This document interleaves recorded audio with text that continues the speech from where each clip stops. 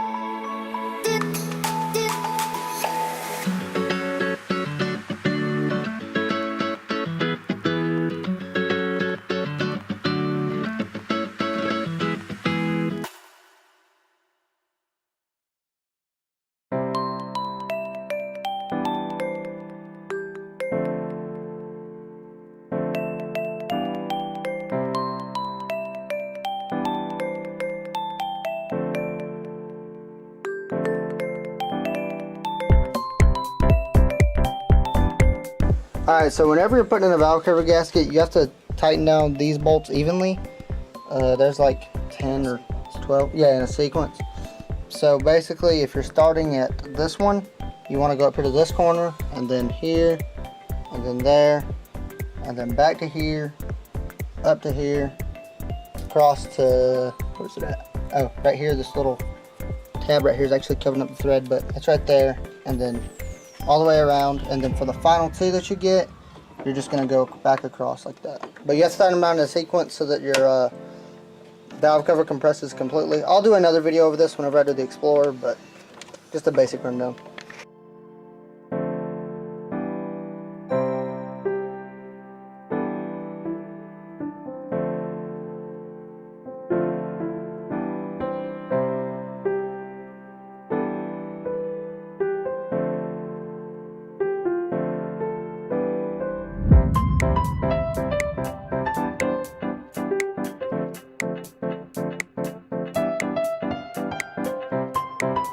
Alright guys, so real quick I want to just kind of talk for a moment.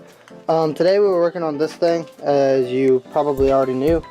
We went ahead and got our valve cover gaskets in. I did forget to start recording whenever we were torquing everything down or whatever. But anyways, we got it in. Like I said, I will be doing another video of valve cover gaskets later, a very detailed one, over exactly what to do. You know, it'll be over my 2002 Ford Explorer, but it's another Ford video, and a lot of them are relatively the same. So once you know how to do one valve cover, they're all pretty much the same. They all have to be torqued evenly and all that stuff. So anyways, guys, so that's gonna do it for today, and yeah. Alright guys, so I want to talk about the F-150 for a minute. Whenever we left off, we had just gotten a new computer in and all that stuff, but it is still misfiring. So we checked the spark plugs again, and I don't think there's anything wrong with the plugs, because whenever you first crank it up, it runs really good. But you can smell gas, like you can smell gas really good coming from the passenger side compartment where the fuel rail and all that is. So I took a quick look at the fuel rail yesterday, just without taking anything off, and I do see some rust spots in it. So I'm thinking that there may be something wrong with our fuel rail, or we've got bad O-rings on our injectors. But basically, that will be in the next video. We're going to be taking all that apart and taking a look at it. We're going to be putting new O-rings on our injectors and all that stuff. A bunch of cool stuff coming in the future. But anyways, guys, that's going to do it for today. I hope you guys enjoyed this video. If not, be sure to, you know, leave a dislike. Tell me what I did wrong, what I can improve upon, because I always like getting better. And I'll see you guys in the next one. So bye.